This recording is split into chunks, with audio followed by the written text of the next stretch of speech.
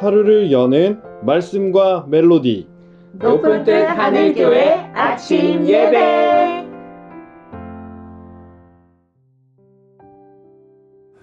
(5월 5일) 어린이날 아침에 인사드립니다. 반갑습니다. 내일까지의 연휴를 평안히 보내시기 바랍니다. 오늘은 민수기서 19장 11절부터 22절의 말씀을 나눕니다. 먼저 말씀을 듣습니다. 사람의 시체를 만진 자는 이래 동안 부정하리니 그는 셋째 날과 일곱째 날에 잿물로 자신을 정결하게 할 것이라. 그리하면 정하려니와 셋째 날과 일곱째 날에 자신을 정결하게 하지 아니하면 그냥 부정하니, 누구든지 죽은 사람의 시체를 만지고 자신을 정결하게 하지 아니하는 자는 여호와의 성막을 더럽힘이라. 그가 이스라엘에서 끊어질 것은 정결하게 하는 물을 그에게 뿌리지 아니하므로 깨끗하게 되지 못하고 그 부정함이 그대로 있음이니라. 장막에서 사람이 죽을 때의 법은 이러하니, 누구든지 그 장막에 들어가는 자와 그 장막에 있는 자가 이래 동안 부정할 것이며, 뚜껑을 열어놓고 덮지 아니한 그릇은 모두 부정하니라. 누구든지 들에서 칼에 죽은 자나 시체나 사람의 뼈나 무덤을 만졌으면 이래 동안 부정하리니, 그 부정한 자를 위하여 죄를 깨끗하게 하려고 불사른 재를 가져다가 흐르는 물과 함께 그릇에 담고, 정결한 자가 우슬초를 가져다가 그물을 찍어 장막과 그 모든 기구와 거기 있는 사람들에게 뿌리고, 또 뼈나 죽임을 당한 자나 시체나 무덤을 만진 자에게 뿌리되, 그 정결한 자가 셋째 날과 일곱째 날에 그 부정한 자에게 뿌려서 일곱째 날에 그를 정결하게 할 것이며, 그는 자기 옷을 빨고 물로 몸을 씻을 것이라.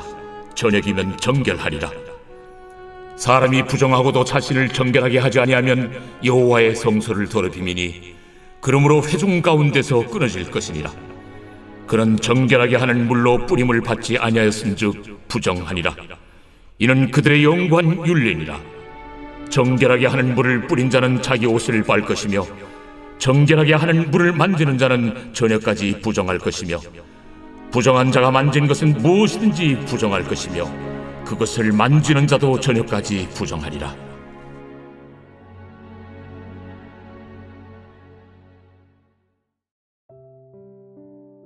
본문은 시체를 만진 사람을 일정 기간 동안 부정하다고 선언하고 공동체에서 격리하는 정결법에 대한 이야기를 들려줍니다.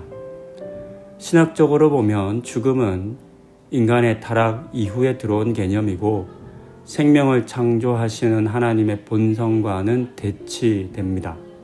그래서 죽음에 접촉한 사람은 하나님 앞에 바로 설 수가 없고, 7일이라는 회복의 시간과 함께 정결 예식을 통해서 부정을 떨쳐내야만 했습니다. 한편 이 같은 신학적 관점 외에도 공동체의 안전과 건강을 위한 하나님의 보호하심으로도 우리는 이 정결법을 읽을 수 있습니다.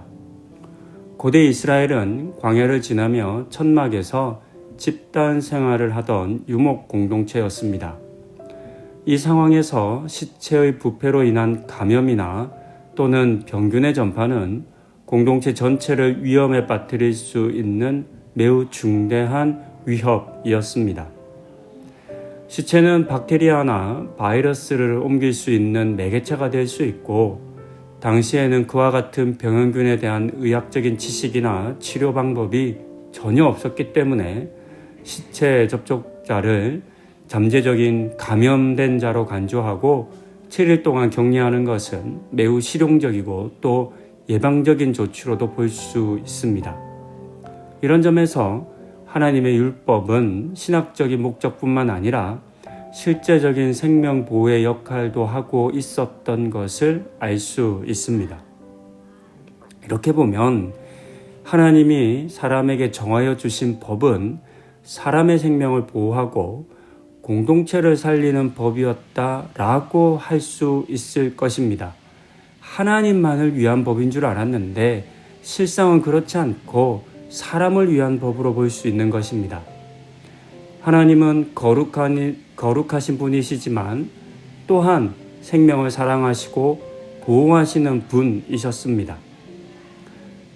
오늘의 본문 민수기 19장의 정결 규례는 하나님 앞에서 정결한 예배자로 서기 위한 규례이면서도 동시에 그 속에 하나님께서 사람의 질서와 건강을 어떻게 지키시는지에 대한 깊은 사랑이 담겨 있다 할 수 있습니다.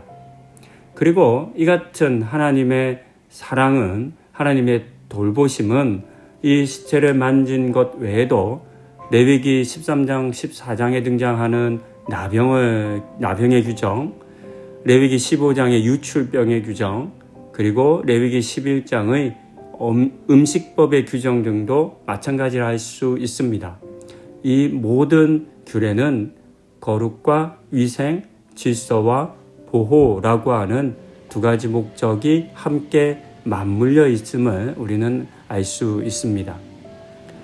결론적으로 민수기 19장의 정결법은 단지 종교적 행위에 머무는 것이 아니라 하나님의 거룩하심과 백성들의 생명 보호를 위한 종합적인, 복합적인 지혜와 사랑의 율법입니다.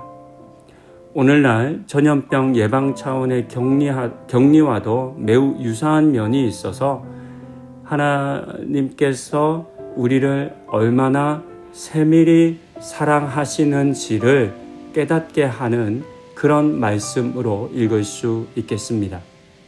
이처럼 우리를 세밀하게 사랑하시는 하나님의 은혜에 감사하고 이 사랑이 오늘도 우리를 둘러싸고 우리를 보호하실 것을 믿는 우리 성도님들 다 되시기를 권면드립니다. 기도하시겠습니다. 하나님, 때로 우리는 정결법, 정결규례의 말씀을 읽으면 너무 심한 것처럼 느껴지기도 합니다. 하지만 조금 더 생각해 보니 이 말씀은 하나님께서 우리를 지키시고 보호하시는 그런 말씀과 규정인 것을 또한 깨닫게 됩니다.